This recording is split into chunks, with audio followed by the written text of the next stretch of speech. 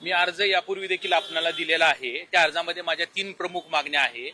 Doctor प्रांजल खेवलकर जे आता कस्टडीमध्ये आहेत, त्यांचा आयफोन हा पोलिसांच्या कस्टडीत आहे।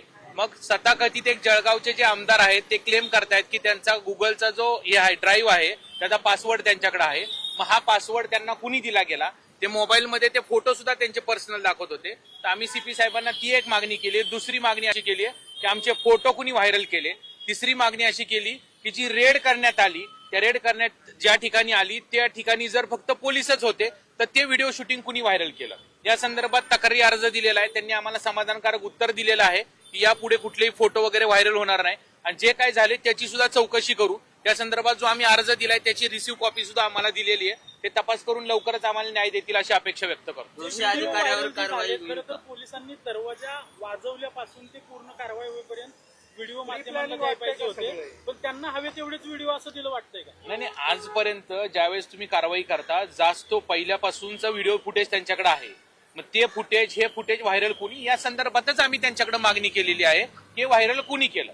तर त्यांनी तपासांती जे काही होईल ते आम्हाला कळवतो असं आम्हाला सांगितलेलं आहे। वाटतं का तपास होईल याचं सगळं?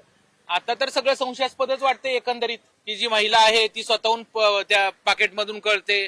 हे मुलं त्या डॉक्टरांना 4-5 दिवस अगोदर फोन करतात, नंतरून ते येतात, त्यांना डॉक्टरांनी बोलवलेलं नाहीये, ते अनवॉन्टेड गेस्ट आहेत, ते तिथे येतात, आल्यानंतर 10 मिनिटांनी दरवाजा वाजल्यानंतर ती महिला आल्यानंतर पोलीस काय सांगायच्या अगोदर ती महिला पुढे काढून देते। एकंदरीत हे संशयास्पद वाटतं, परंतु हा तपासाचा भाग आहे, तपासामध्ये निष्पन्न होईल आणि पोलिसांना अजूनपर्यंत विश्वास आहे। साहेबांना आम्ही ही विनंती केली की जे ब्लडचे जे सॅम्पल्स आहे नार्कोटिकचे ते सुद्धा लवकरात लवकर आपण मागून घ्यावेत। त्यासाठी सुद्धा सीपी साहेबांनी सकारात्मक प्रतिसाद दिलाय की ॲज अर्ली ॲज पॉसिबल आम्ही ते लवकरात लवकर कोर्टात दाखल करू।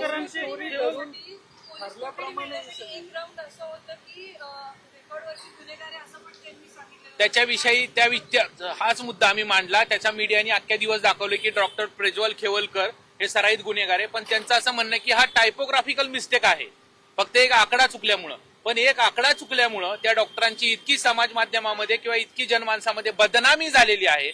ज्या डॉक्टरांनी कधी पोलीस स्टेशनचं तोंड पाहिलं नाही, ज्याच्या विरुद्ध साधी शिवीगाळ केल्याची एनसी सुद्धा नाही, त्याला सराईत गुन्हेगार म्हणून दाखवण्यात आलं। मी सकाळीच सांगितलं आहे।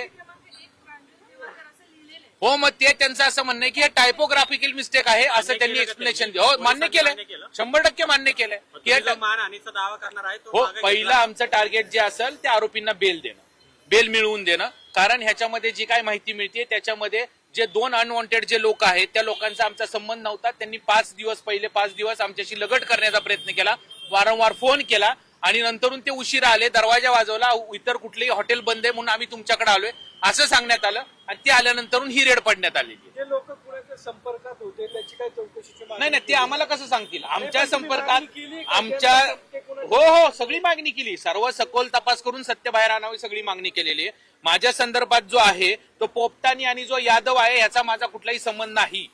हे झाली पाहिजे ना, सगळी चौकशी झाली पाहिजे। त्याच्यातून जे सत्य बाहेर येईल त्याच्यासाठी आम्ही वाट पाहतोय आणि उद्याच्या रिपोर्टची सुद्धा वाट पाहतोय की उद्या काय येतंय। ज्याने व्हायरल केलं म्हणताय तुम्ही, तुमचा जो आरोप आहे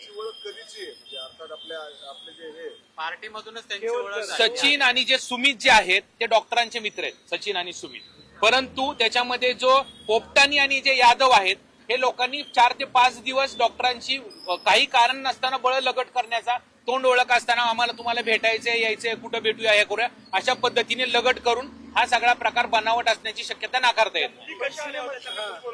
ते पोपटानी आणि जो यादव आहे त्यांच्या बरोबर आला होता। त्या मुलींची डॉक्टरांचा कुठलाही काडी मात्र संबंध नव्हता आणि नाही।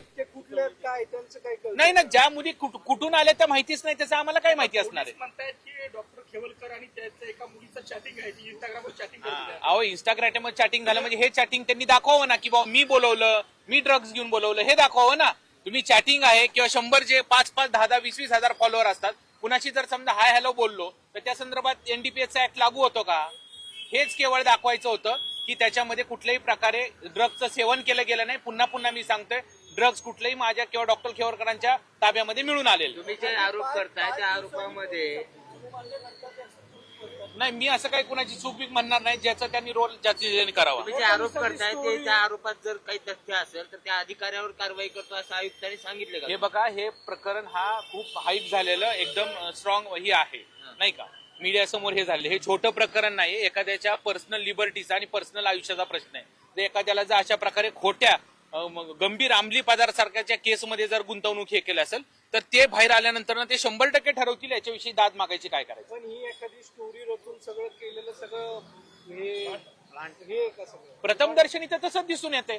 तुम्ही साधा तो व्हिडिओ काढा, तुम्ही स्वतः पत्रकार आहात तुम्ही बघा, दरवाजा वाजल्यानंतर पोलीस आल्यानंतर ती महिला स्वतः पर्समधनं काढून ड्रग्ज देते, ह्याचा अर्थ काय होतो. ओके. तर खेवलकरांना ट्रॅप लावून अडकवलं असल्याचा खेवलकरांच्या वकिलांनी हा दावा केलेला आहे.